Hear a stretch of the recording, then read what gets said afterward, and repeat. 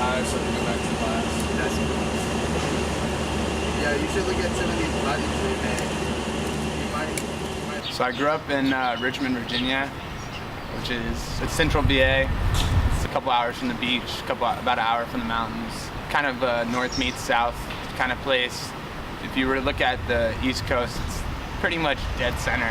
It's got a little more underground feel, small city, so it doesn't have the same kind of market as LA or New York. This is definitely where the start of my creativity and like the start of like my art career, whatever you want to call it. That's where it all began, you know. That's where I was initially influenced and raised, and it's that environment that led me to where I am today, you know. It was 2012 that I decided that I was going to travel around the country and stop in different cities, and my first stop was Philly, and it had worked out really well because my friend was driving to Philly on the exact day that my lease was running up in Richmond. I took that as a sign like, yeah, I think I should go to Philly, had a free ride. So I got dropped off in Philly in 2013 in the summer with a few paintings and a binder full of art, and I sold all those paintings that first night, and then the rest of my art was gone in 2 weeks.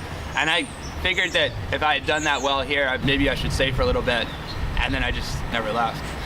It's similar enough to where I'm from that I don't feel totally out of my element, but different enough, and there's opportunities here that exist that are not where I'm from and that I don't find in other places. The way I interpret it is kind of a more accepting and more like kind of free-range art world.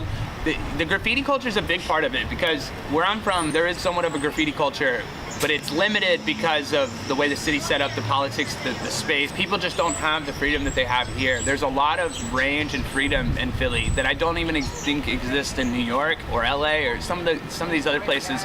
I don't know, it's a good like balanced place. Like where I'm from, I felt like it was too slow and not enough people. New York, I feel like it's too many people a little too fast. I also think history plays into the energy here. There's a lot of factors that cause me to stay here and pick Philly as like my base and my location versus other cities, because I travel quite a bit and I've seen a lot of places that I do vibe with, but I like that I get some of the conveniences and some of the high energy and hustle and bustle of like that of like New York or DC, but there's a little less pressure and a little more range and freedom here than I think in DC, especially DC. And comparative to where I'm from, one major factor that kept me here was that there's just so many more people here than where I'm from. So it's a place where you can there's still plenty of room to grow, but you can feel well connected with many people across the city and know what's going on and feel like kind of in sync with the pulse of the city without it just being too much. I don't know, it's a good like balanced place. This is like a happy medium.